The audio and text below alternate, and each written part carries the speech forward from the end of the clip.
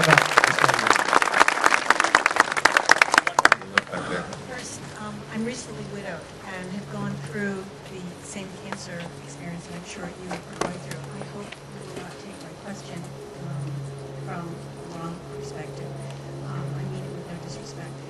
One of the things that my husband and I found out as we went through the cancer industry is that there is such a fear of the litigious nature of our society that doctors are afraid to be creative. They're afraid to and they're also afraid to not go from A to B to D. They have to do A, B, C because they're afraid that they'll end up in court.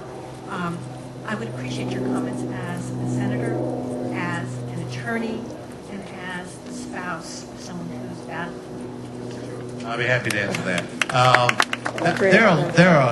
There are a whole group of things we can do to make the legal system fair and work better. And what I would personally do, because I know it, I've lived through it, is put more responsibility on the lawyers to keep cases out of court that don't belong there, and which make it difficult. In some cases, drive up costs. So, and I go through the whole thing. I'll do it quickly. What I would do is say, if you're going to file a case, you have to have it reviewed by an expert in the field who determines that the case, an independent expert, who determines the case is in fact meritorious and serious, and you make the lawyer sign a certification that that has been done, and if the lawyer fails to do it, the lawyer's held financially responsible. So the idea is to make sure that we keep cases out of the court system that don't belong in the court system. But if I could go a step further and talk about the bigger issue, because I really think that is a minor issue in the bigger general scheme of things. The bigger issue of what do we need to do about the whole issue of cancer, including breast cancer, which Elizabeth was diagnosed with. I have met so many women, and so has Elizabeth.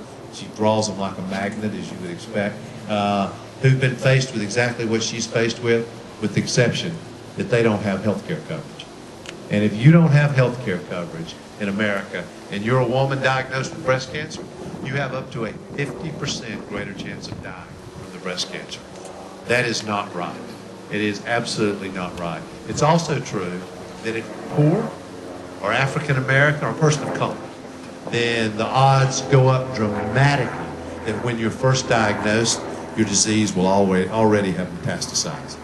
So if you think being poor and uninsured doesn't matter, I mean, besides not being able to go to the doctor, it matters in your ability to stay alive. It's really pretty much that simple. And I feel such an enormous, and Elizabeth and I both feel such an enormous weight and responsibility to do something about that.